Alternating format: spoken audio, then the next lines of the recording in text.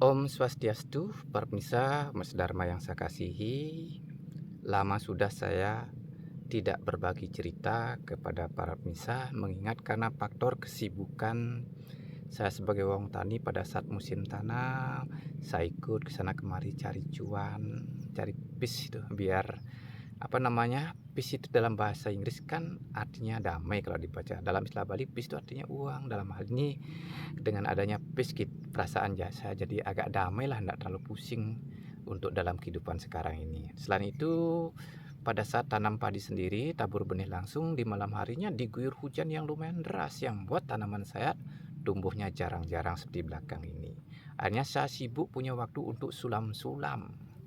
Sampai itulah membuat konten jadinya agak terbelangkai. Nah, dalam kesempatan ini saya akan mencoba berbagi tentang makna dari upacara melasti. Kebetulan sekarang kan tanggal 19 Maret tanggal 2 ah 19 Maret tahun 2023 merupakan hari pemelastian. Nah, dalam kesempatan inilah saya akan mencoba berbagi tentang makna dari upacara melasti.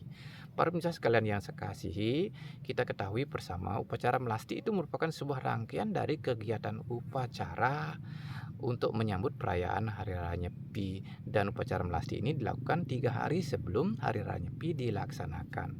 Mengenai tempat untuk pelaksanaan dari upacara melasti itu dilakukan di tempat-tempat yang ada airnya, maksudnya ada sumber airnya seperti sungai, danau, dan lautan adek segara. Nah, bagi teman-teman yang punya desa yang dekat dengan laut, ya tentunya alangkah baiknya melakukan upacara melasti di segara supaya dapat apa? Dapat kesegaran kan kayak begitu ya. Nah, bagi teman yang punya desa mungkin jauh ya bisa di sungai atau yang dekat dengan danau ya di danau. Nah, para pemirsa sekalian yang saya kasih, upacara melasti itu bertujuan untuk pembersihan kita punya pikiran, akal budi, pembersihan pertimo, apa namanya, dan pembersihan alam semesta.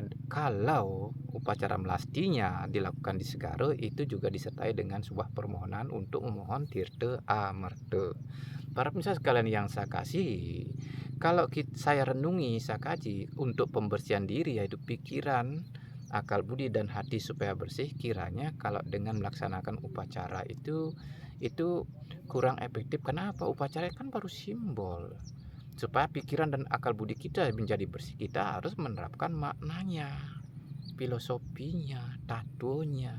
Nah, upacara itu cuma gambaran. Para pemirsa sekalian yang saya kasihi, mengenai makna, secara makna, upacara melasti itu ya secara makna adalah sebuah kegiatan menghadap Tuhan ya, menyembah Tuhan, menyebut nama Tuhan, itu aja intinya.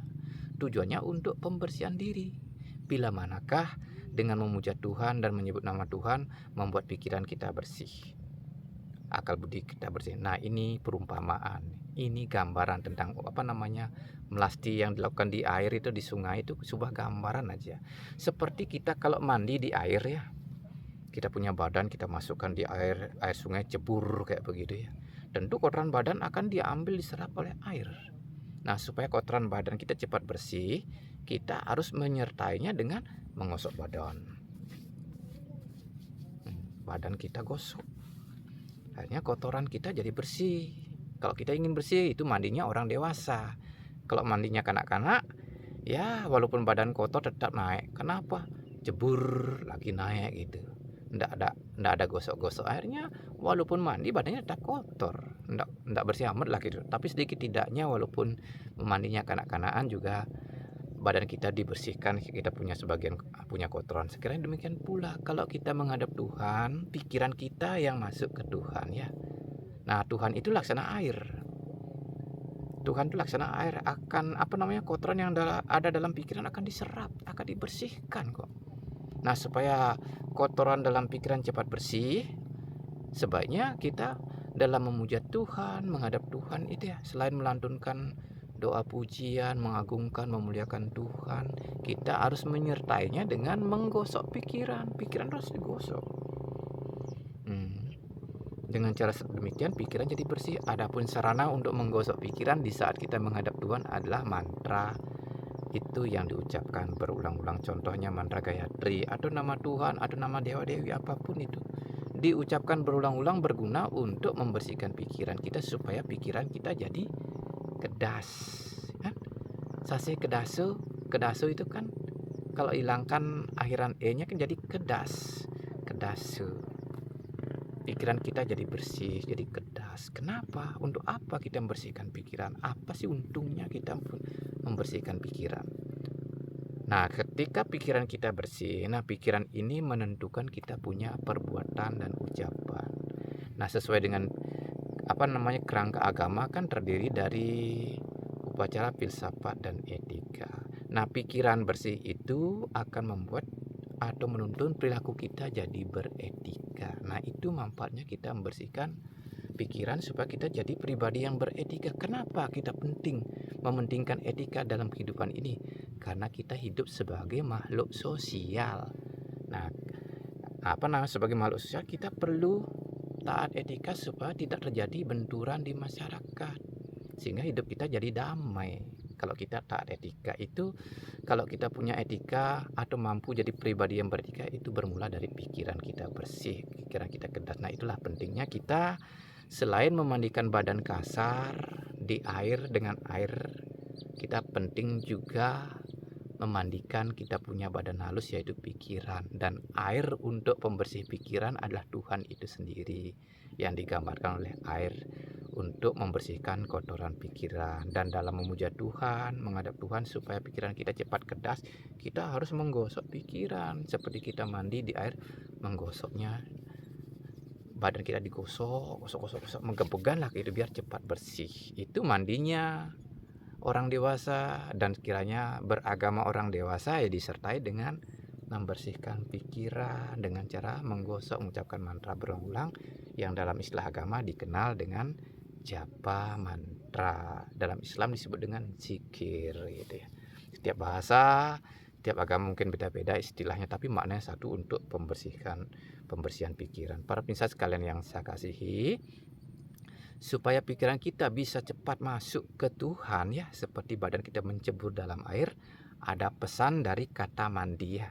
Pesan singkat dari kata mandi, di mana pesan ini karena merupakan pesan singkat saya panjangkan, nanti pesan dari kata mandi itu akan bisa diketahui dengan terang dan jelas. Nah, kata mandi saya panjangkan menjadi mantra dengan ikhlas ya. Dalam hal ini supaya pikiran kita dengan mudah masuk ke Tuhan, bagaikan kita punya badan kasar, dengan begitu mudahnya masuk dari air, kita harus mengucapkan mantra dengan ikhlas tanpa pamrih. Mengucapkan mantra dengan ikhlas, mengucapkan lagu pujian dengan ikhlas, itu bagaikan kita datang ke rumah teman yang kaya raya. Kita datang hanya bertandang, hanya jalan-jalan, tidak ada niatan pinjam gini, minta gini gitu. Pokoknya ikhlas. Akhirnya teman kita menyapa dengan riang gembira pada jam-jam istirahat. Tentunya ya, kalau jam-jam sibuk mungkin teman kita akan bilang, maaf saya masih sibuk, kan kayak begitu ya. Kalau teman kita pada jam-jam di luar kerja, di luar istirahat, pada saat istirahat mungkin teman kita akan dengan riang gembira menyapa kita sehingga bisa akrab, ngobrolnya asik lah kayak begitu. Tetapi kalau kita datang minta ini itu, mungkin teman kita yang kaya itu akan mengatakan dengan pelayannya atau dengan pembantu rumah, katakan pada teman saya itu kalau datang ke sini bilang saya tidak ada.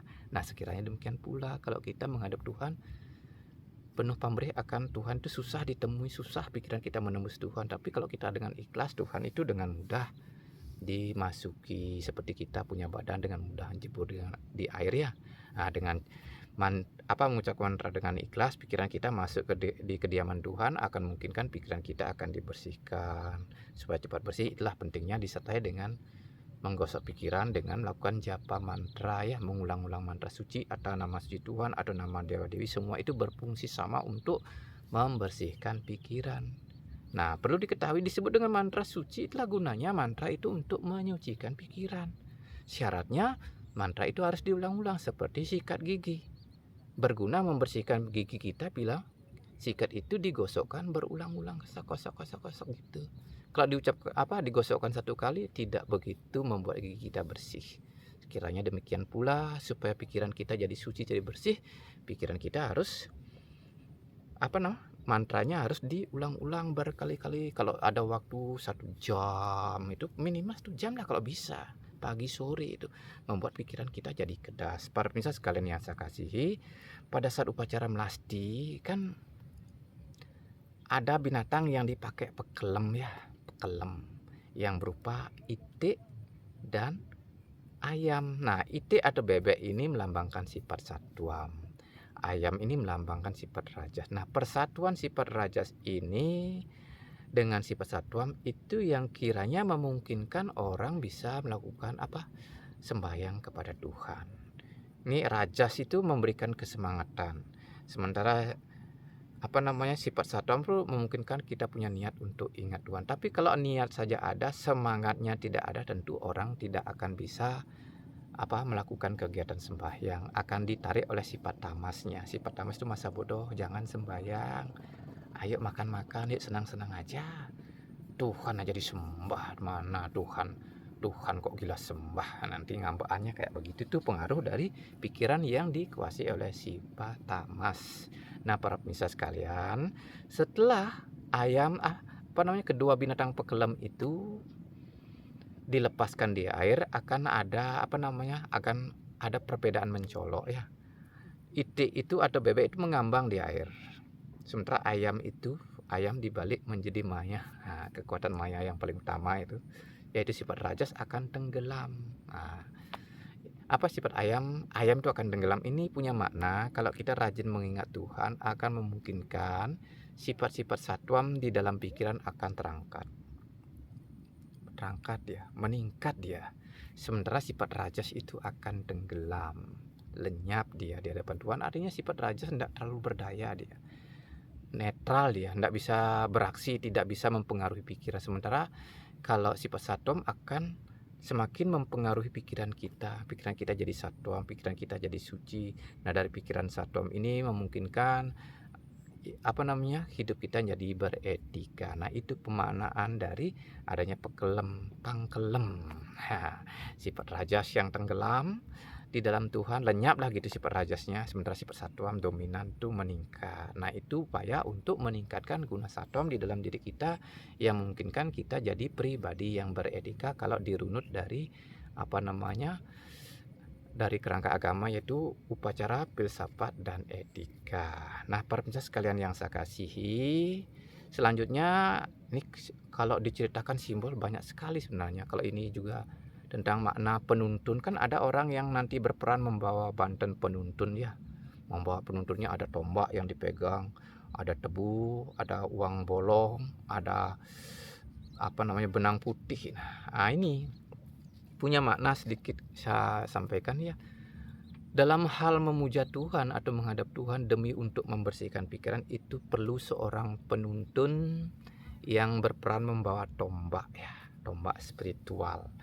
Tombak itu tokoh yang berperan merombak karakter. Jadi seorang penuntun di bidang agama adalah seorang tokoh yang mampu memberikan suatu wejangan atau wawasan yang berguna untuk merombak karakter umat manusia supaya memiliki karakter yang baik atau watak yang baik. Nah, itu pemaknaan saya. Kemudian tebu itu berbuku-buku itu menunjukkan seorang penuntun itu mungkin tidak sempat memberikan tuntunan secara langsung, mereka akan membuat buku suci, buku agama sebagai tuntunan bagi umat dalam menjalankan agama. Nah, kita sebagai umat yang kebetulan tidak jauh dari seorang guru penuntun yang asli, kita bisa membaca buku-buku suci, buku-buku agama itu sebagai penuntun. Nah, kata tebu punya pesan, tekun membaca buku suci sebagai penuntun. Nah, itu tebu kan rasanya manis. Nah, itu manis punya pesan mampu hidup harmonis atau mau hidup harmonis. Kalau kita berpegang pada kitab suci sebagai penuntun, kita akan mampu hidup harmonis di masyarakat. Adapun uang bolongnya itu menunjukkan seorang penuntun adalah orang yang sudah tembus. Keyakinannya sudah tembus bolong, sudah tembus. Sementara warna hitam dari uang itu menunjukkan sifat tamas. Jadi mampu menembus kegelapan yang menghalangi hubungan seseorang dengan Tuhan. Kemudian benang putihnya itu melambangkan adanya guna satwam yang mengikat pikiran atau tebal di pikiran seorang penuntun, sehingga mereka jadi berpengetahuan untuk memberikan sebuah tuntunan. Para pemirsa sekalian yang saya kasihi, mungkin demikian saya punya ulasan tentang penuntun. Selanjutnya, kalau saya dari segi makna, cari ada apa dari segi hakikat, melasti dihubungkan dengan nyepi ya. Kata melasti juga merupakan sebuah pesan singkat, yaitu melasti itu memiliki keikhlasan di hati atau meduwe keikhlasan di hati kalau dibalikkan kayak demikian. Dalam hal ini supaya kita bisa menghubungkan Tuhan, menghubungkan pikiran kita kepada Tuhan, melakukan pemujaan, berjapa, meditasi kayak begitu, kita harus memiliki keikhlasan di hati. Bagaimanapun kesibukan kita pada pagi hari, sore hari, kalau sudah waktunya lah untuk memuja Tuhan, kita tanggalkan dulu. Kita ikhlaskan semua pekerjaan yang lain. Masalah kesibukan terus akan sibuk, tidak akan ada santainya kalau kita tidak mengikhlaskannya ya. Karena itu supaya kita bisa ada waktu untuk membersihkan pikiran, kita harus mengikhlaskan semua pekerjaan untuk membersihkan pikiran kita setiap pagi dan sore hari. Ini kalau dari segi filsafat, segi makna, kita harus setiap hari membersihkan pikiran, bukan hanya pada saat setahun sekali menjelang hari raya Nyepi aja, enggak, setahun sekali. Nah, ini memiliki keikhlasan di hati, kemudian kita menjalankan ajaran agama, melakukan sembahyang, berjapa, meditasi itu dengan cara nyepi-nyepi, diam-diam supaya fokus. Kalau beramai-ramai mengajak teman gitu-gitu, pikiran kita tidak fokus, kita membersihkan pikiran. Bisa aja kita mandinya rame-rame, kan mandi cuma bercanda-canda, enggak serius, harinya kotoran pikiran masih banyak melengket. Karena itu supaya ada suatu perubahan dalam hidup kita, ada kehidupan baru, kan tahun baru dibilang kayak begitu ya. Supaya ada kehidupan baru di dalam diri kita menjadi lebih baik, kita harus menjalaninya dengan cara nyepi-nyepi. Diam-diam, tidak bilang pada siapa-siapa. Nah, para pemirsa sekalian, demikian ulasan saya mengenai makna dari upacara melasti. Ada tambah lagi dikit nih, lupa saya. Tentang melis dan mekiyis nih juga punya makna menurut bahasanya saya. Bahasanya apa nih? Bahasa gado-gado ini, tidak ada bersumber dari kitab suci. Melis itu punya kepanjangan melah asane ingat sembahyang. Artinya baik rasanya kalau ingat sembahyang. Nah, ini kita yang sudah merasakan, sudah mengerti ilmu agama, itu memang rasanya akan baik. Bila kita ingat sembahyang, itu pikiran jadi kedah, jadi bersih, jadi segar dia ya. Dan juga kata mekis ada punya kepanjangan, mekis itu mekite sembahyang. Nah, itu. Mekite sembahyang kenapa? Seperti kita mau sore hari mekite mandi, mekite kaya. Nah, sekiranya sembahyang juga mekite sembahyang supaya rasanya lebih plong, lebih segar, supaya ada kesegaran dari dalam pikiran, karena Tuhan itu sumber dari kehidupan, disebut dengan tirta amerta, air kehidupan. Tuhan itu laksana air yang memberikan kehidupan pada diri manusia, diri kita, dan pada tanaman. Nah, itu Tuhan sebagai pemberi kesegaran. Itu ibarat kita ibarat tanaman kita yang layu, kalau disiram air kan jadi segar. Begitu juga tubuh kita yang layu, loyo, tidak ada tenaga. Nanti kalau dapat pikiran kita masuk pada Tuhan, akan diberikan kesegaran sehingga tenaga kita kembali semangat, kembali pulih, kembali segar. Nah, kalau secara tradisi laut itu dewanya kan disebut dengan Dewa Baruna. Ini punya makna menurut bahasanya saya. Baruna itu baru nampaknya. Nah, sekiranya demikian, kalau pikiran kita bersih, kedas tuh, maka wajah kita ceria seperti baru lah, kayak seperti mobil baru, ndak cepat tua banget gitu ya, seperti mobil yang ndak pernah dicuci, bagaimana kan kotor, sepertinya barangnya sudah tua, sudah lama, padahal masih baru kan gitu. Nah, kiranya demikian pula bagi umat yang pikiran selalu dibersihkan, dia akan kelihatan lebih baru, akan lebih segar lah gitu, ceria gitu. Nah, kalau sementara umat yang jarang bersihkan pikiran, ndak tahu bagaimana harusnya membersihkan pikiran, akhirnya walaupun usia muda cepat sekali tua karena pikirannya kotor, hanya wajah kelihatannya beru, ndak begitu ceria. Kalau saya ini ya wajar aja, umur sudah 50-an tahun ya, udah tua-tua usianya, tapi ya di penampilan wajah kayak begini masih kelihatan ya ceria. Karena apa? Saya bersihkan setiap hari. Kalau ndak begitu sumpah juga saya cepat sekali saya bingung, kacau ruwet. Nah, saya ini menjalankan ajaran agama sesuai dengan keilmuan itu diawali dulu karena bingung, pusing. Kalau orang-orang yang tidak punya pengetahuan di bidang apa mungkin sudah cari balian. Kalau saya tidak cari balian, saya pelajari kitab suci, baca-baca, lalu saya praktekkan ini ajaran agama secara dewasa, yaitu disertai dengan menggosok pikiran. Seperti orang dewasa kalau mandi supaya bersih kan mesti megang-pegang, gosok-gosok kayak begitu. Nah, sekiranya demikianlah cerita saya mengenai melasti ya. Nah, mengenai apa namanya, makna ogoh-ogoh, Tawur Agung, dan Nyepi saya akan ulas sendiri. Dalam kesempatan ini saya akhiri dulu cerita saya sampai di sini. Dan saya sebagai manusia biasa yang tidak luput dari kekurangan dan kesalahan, saya mohon maaf yang sebesar-besarnya dan saya akhiri dengan ucapan Paramasanti, Om Santi Santi Santi Om.